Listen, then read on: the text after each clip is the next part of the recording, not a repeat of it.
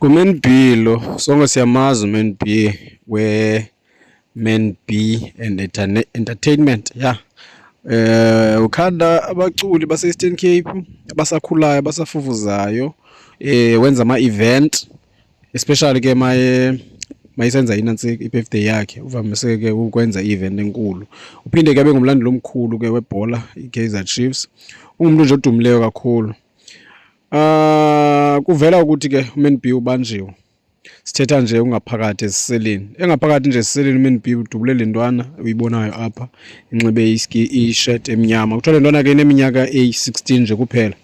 uMan B kuthiwa lentwana uyidubule. I'm not sure ukuthi ke zingaphi imbumbulu azibethe esifubeni kule ntwana kodwa zi-more than 2. Abantu abaze nezitori ezohlukahlukeneyo kodwa ke esisibambayo ekuthiwa ke sivela kusisi wayo ile ntwana sithi uMan B ebekwakhe uve nje lo shwaxa ubusenzeka emva kwendlu yakhe ke kwaMan B yakhumbula kubiyelwe ngezi labs, I can say it like that, mhlawumbe ngathi zizi labs. Then kuthiwa ke emva kwakhona kwaMan B kukho imithi embalwa nje enegwava okanye enefruit. So uMan B uve nje ke ngoku lo ngxolo okanye eso siphithiphithi waqoba emva kwendlu wakhwaza, hey makwedini enzani apha. Abantwana acaba ke bayebothuka ke, yazi abantwana ke bothuka abantwana bengakabaleki kodwa ecaba ke uyawazama indlela yokuthi aphume ngegate aye phayana. Xa efika phayana abantwana bothuka babaleka.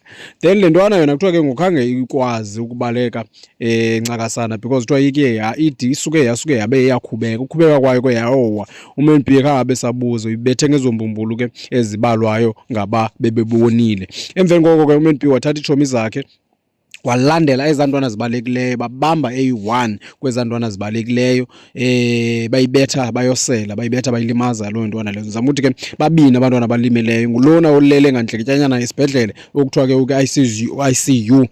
Asikayazi ke ukuba ke mhlawumbi oogqirha bazobuya nelithini umntana ophakathi kokufa nokuphila xa sivayo, kodwa ke isizathu esipheleleyo ndicinga uba mhlawumbi sikuMan B njengamntu omangalelweyo, asiyazi ke uba sizasifumana kanjani. Okwangoku sabe sibamba le siyive ngosisi kumntwana ngoba kaloku afuneka sibambe icala elinye. Kodwa ke into ebalulekileyo into yokuba okanye efuneke siyive kuyo yonke le nto uba uMan B udubule umntana omncinci oneminyaka eli-16, which means 16 years. Udubule umntwana uMan B. So loo nto leyo irongo nje iyodwa nje ukuthi benzeni umntana, irongo nje loo nto iyodwa.